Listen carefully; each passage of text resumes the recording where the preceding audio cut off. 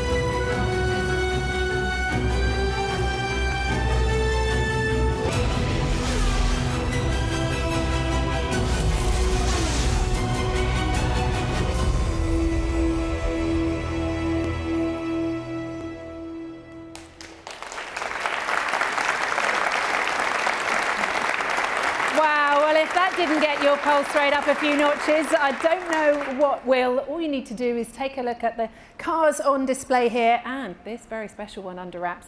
And that should tell you this isn't any ordinary production line. It all feels a little bit 007. I had to mention him eventually, didn't I? Right, let's get this underway. I'd like to introduce you to the main man around here, the executive chairman of Aston Martin Launch and Aston Martin Aramco Cognizant Formula One team. Please welcome to the stage, Lawrence Stroll.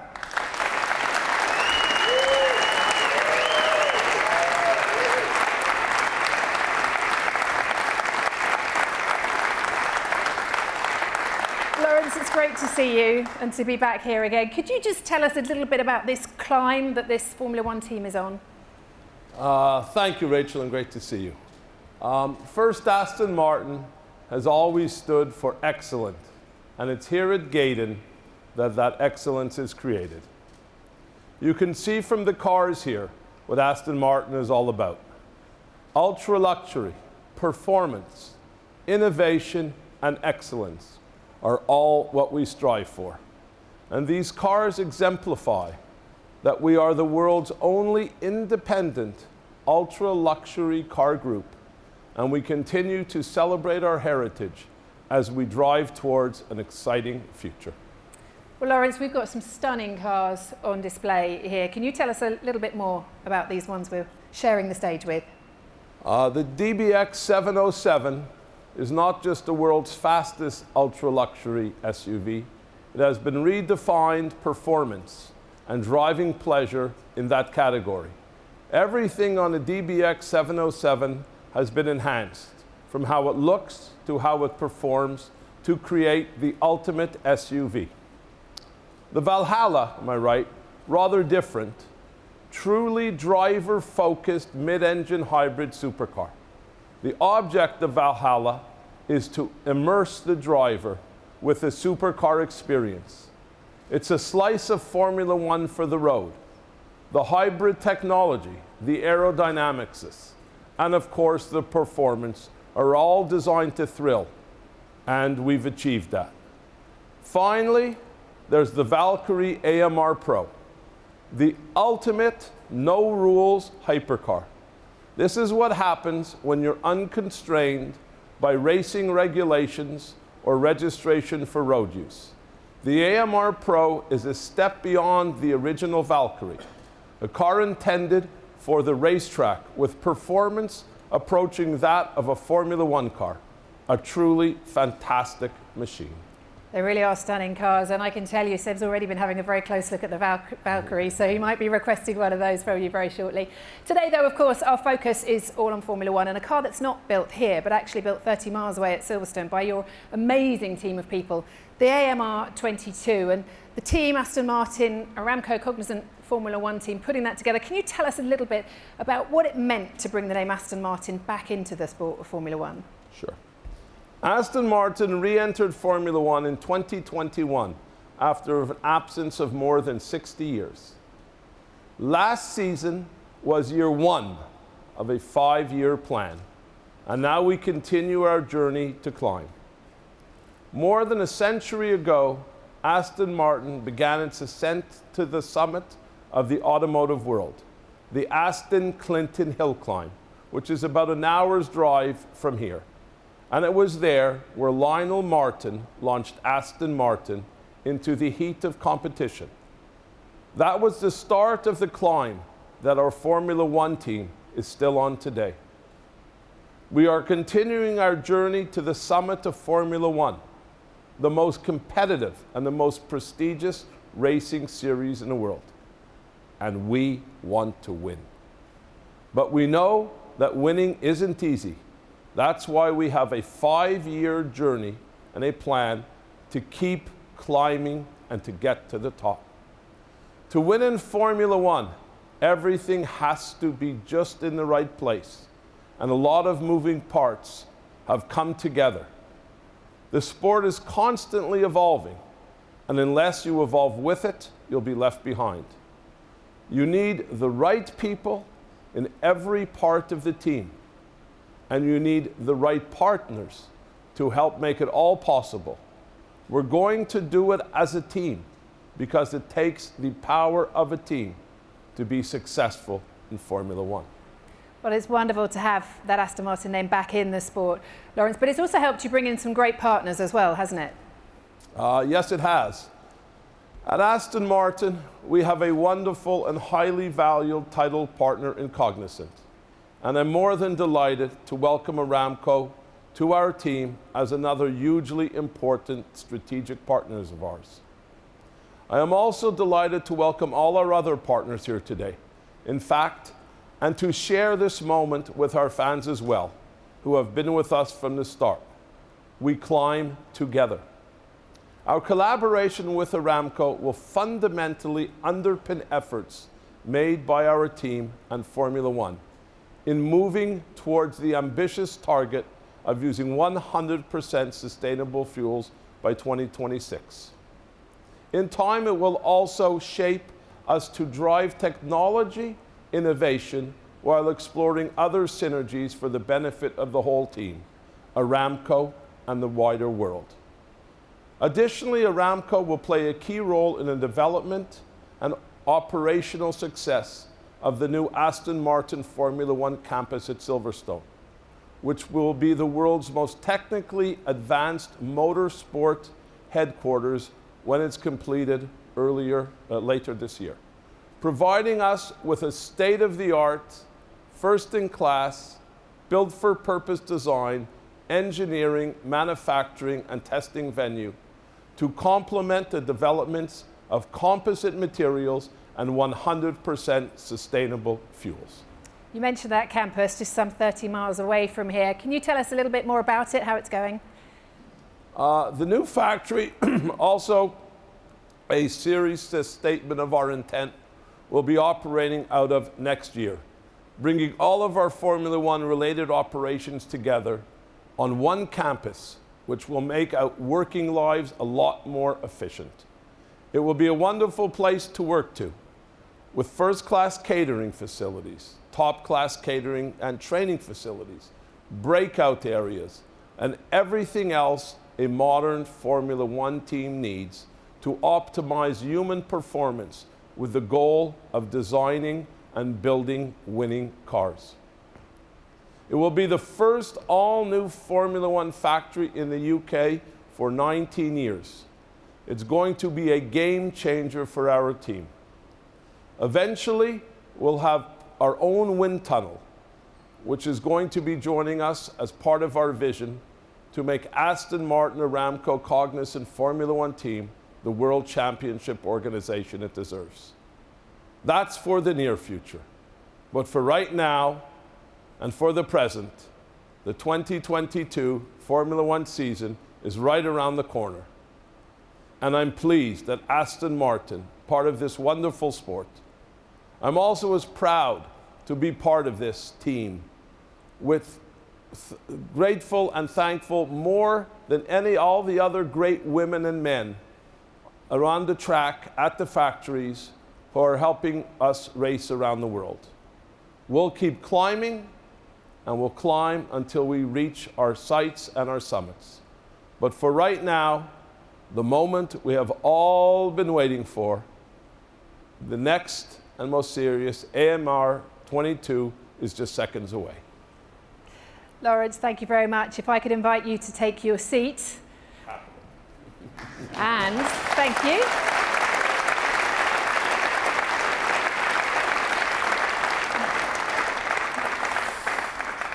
Right, this is it. This is the moment you've been waiting for. It is time to see the AMR22. Just a warning, this video does contain some flashing images.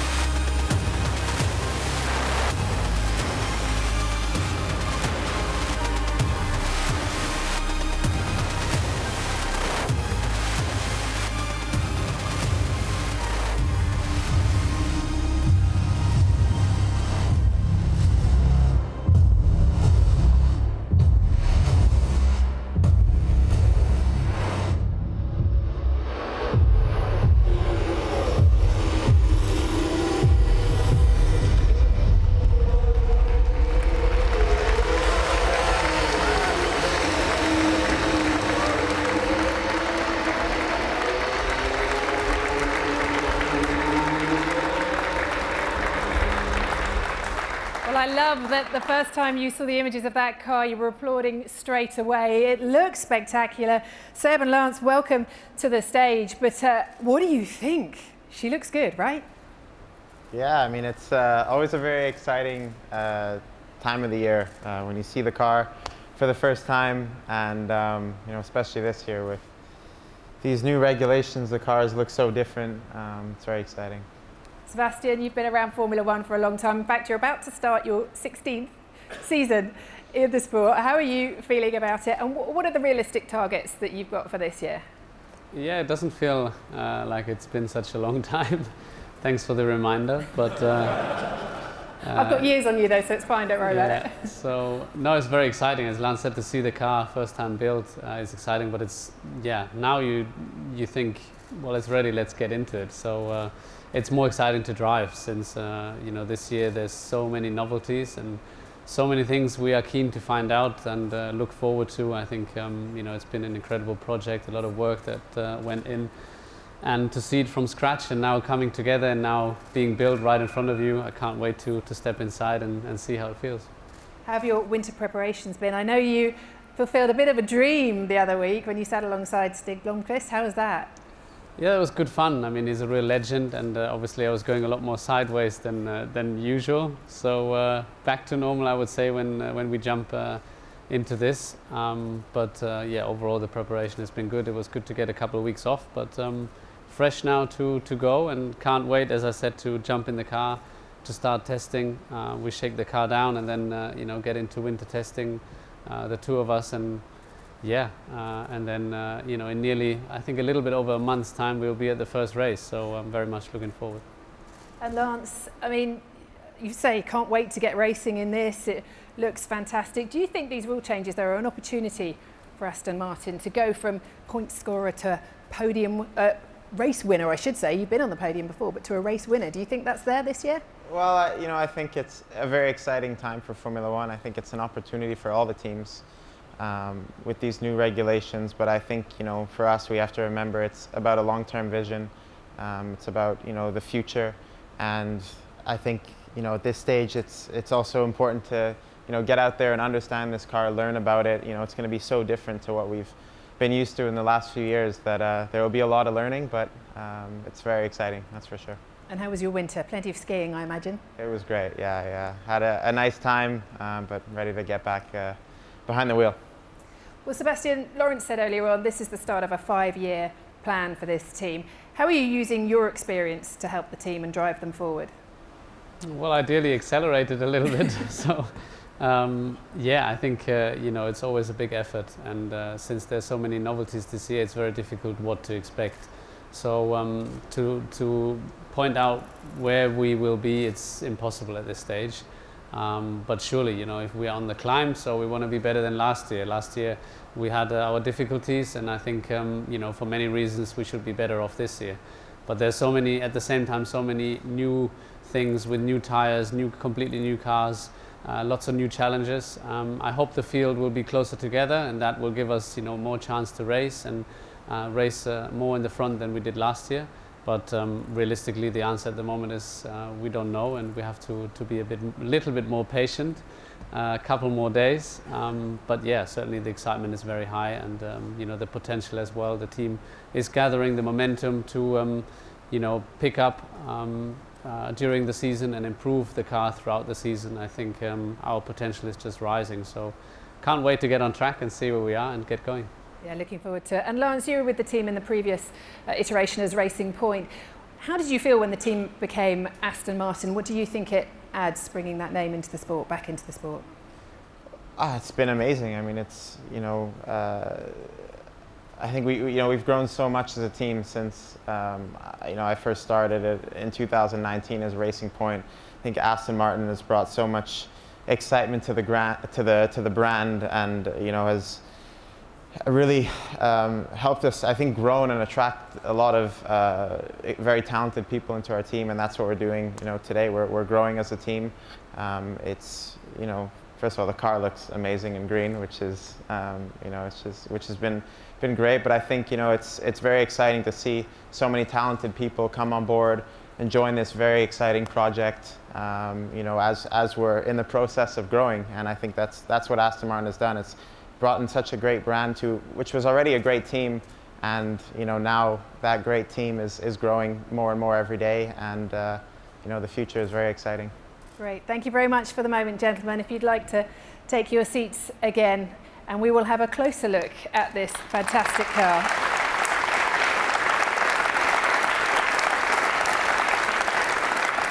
Well, exciting times ahead for the Aston Martin Aramco Cognizant Formula One team, and it's clear that these two can't wait to get into it and take this AMR22 onto the track. So we've heard from the drivers.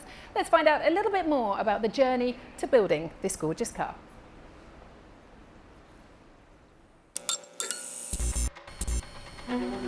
These set of changes are by far the biggest that I've ever seen in my career in Formula One. The whole rule book was effectively ripped up, started again.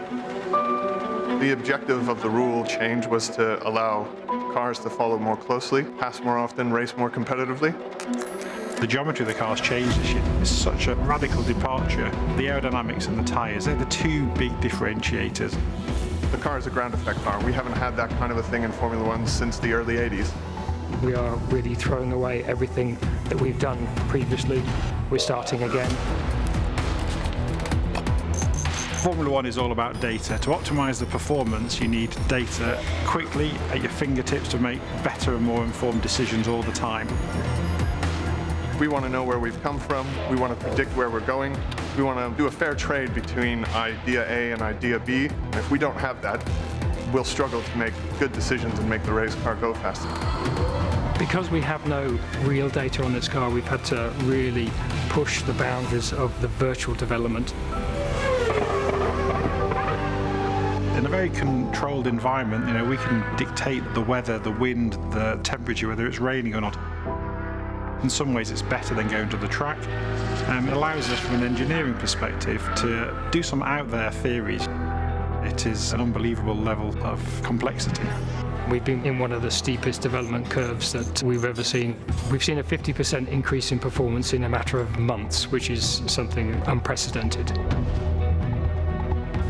The learning curve has been massive and the challenge equally massive.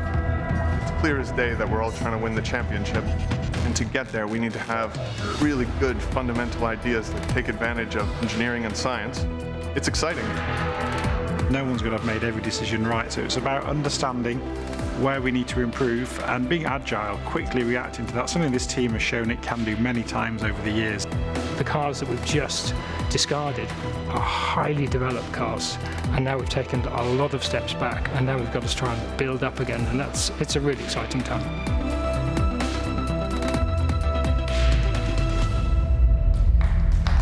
So let's take a look at the car in a little bit more detail then. You saw them on that video just now, but please give a very warm welcome to the stage to Andrew Green, Chief Technical Officer of the Aston Martin Aramco Cognizant Formula One team, and Tom McCulloch, the team's Performance Director.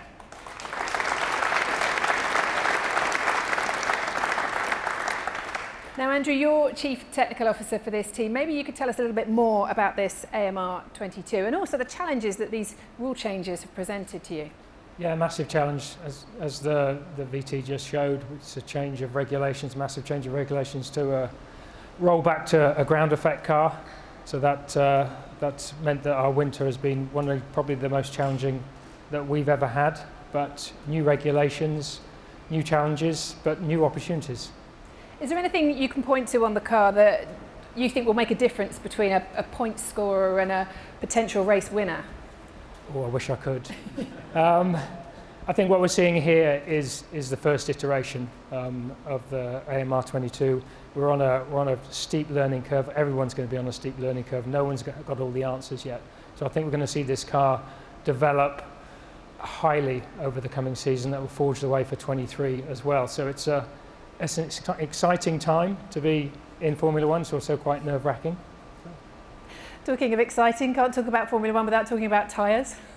Let's have a look at these. These are the new 18-inch wheels that we've got this year. What difference has that made to how you've approached the design of the car, and what difference do you think they'll make in general? Yet another challenge.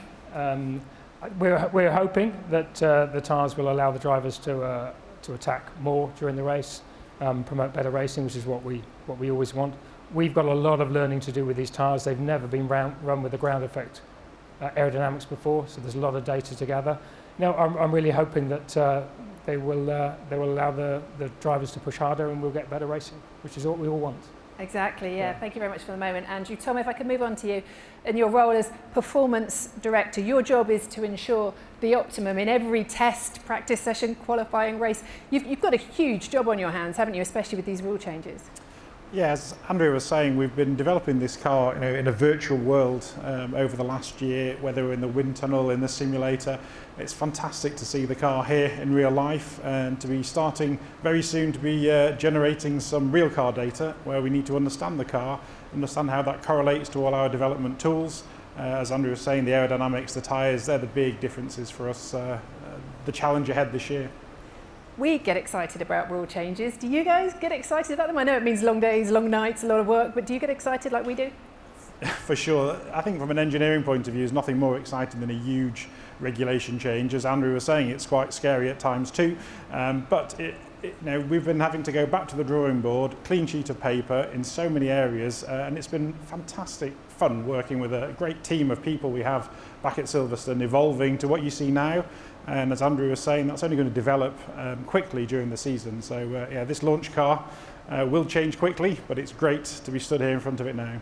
Great, thank you very much, gentlemen. Thanks for joining us and talking us through this car today. I sense from what you're saying there could be some surprises in store this season as well. We're very much looking forward to it.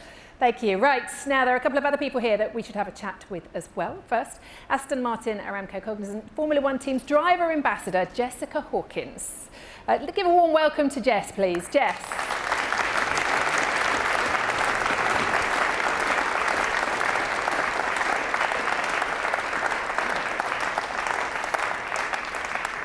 Now, Jess, you joined the team last season. How much of a thrill is it to be part of a Formula One team? Yeah, amazing. I never thought it would be possible, but here I am.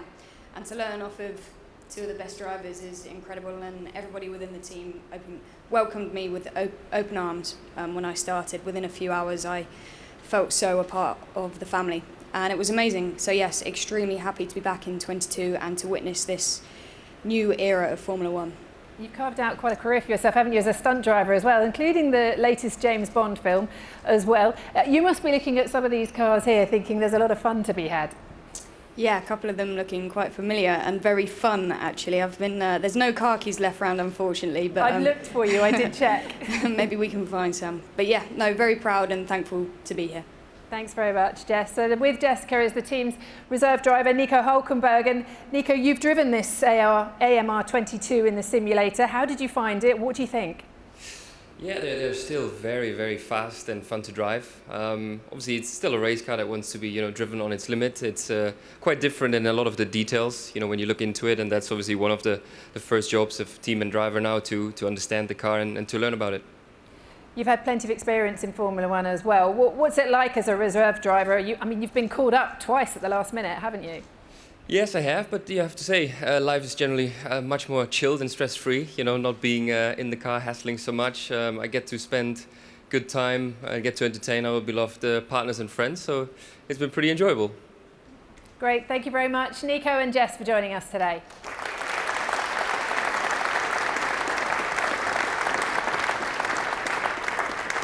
Well, no doubt we'll see them again throughout the season. If I could ask Seb and Lance to join us back on stage again, because we've got some questions from the audience. These are from some fans who were lucky enough to win tickets to attend today's event in person. So Sebastian and Lance, join me by the AMR22. I've seen you having a chat over there as well, very much discussing what you've got in front of us. Let's ask you this first question though, because Gemma from London has a question for you, Seb. Now, she wants to know what you're going to call this AMR22, and I know in the past you've had various names for your cars. You've had Hungry Heidi, you've had Lena and Gina and Honey Rider last year. So what are you going to call this AMR22?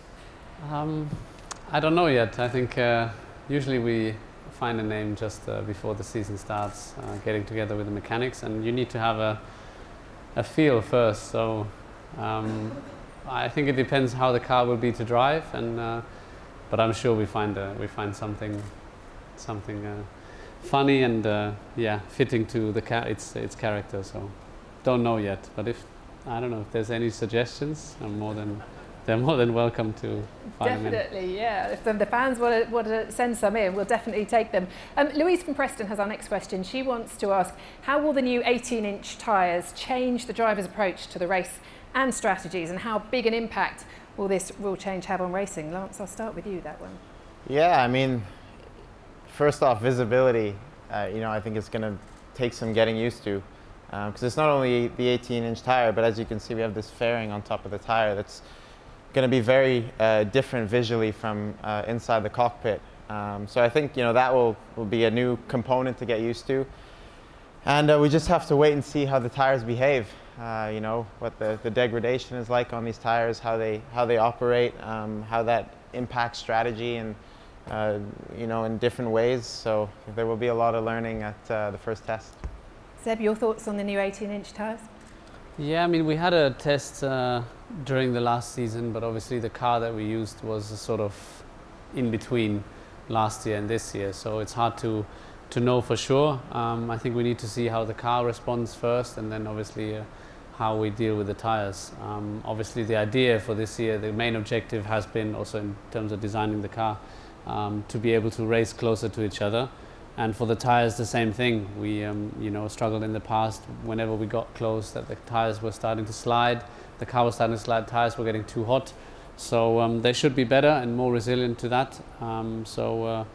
Let's see and find out. But as said previously, I think and it's only a matter of days now before we get our hand on the car, and then not even a little bit over a month before we start racing. I like the way both of you, your eyes light up when you think about driving cars again. It's great. We've got time for one more question. That's from Sunny in Birmingham, who wants to know, if you two weren't F1 drivers, what would you have done? What other dreams did you have as a youngster? I mean, I imagine I've seen pictures of you on a motorbike, Lance, and it's phenomenal. I could picture you as a motorbike rider or racer even. But what did you have as a dream as a kid?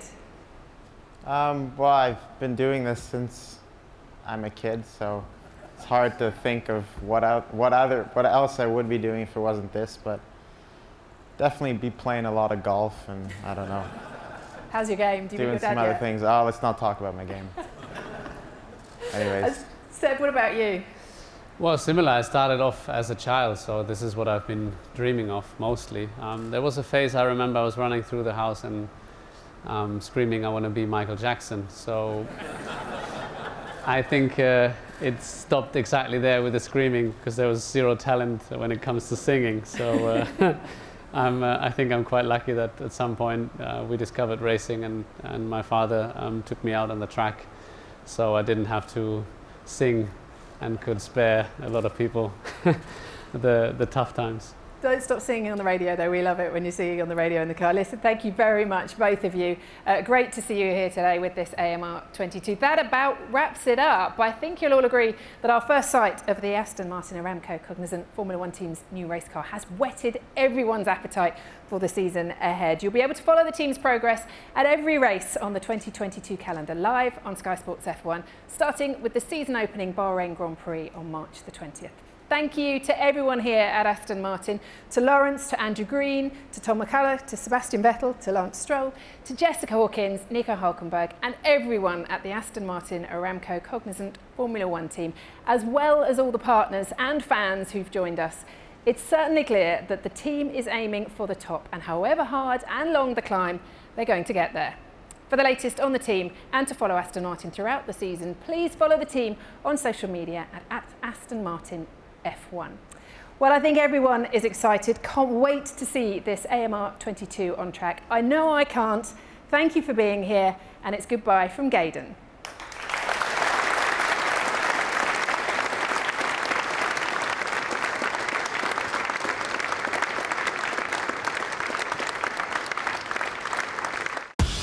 Sky Sports F1.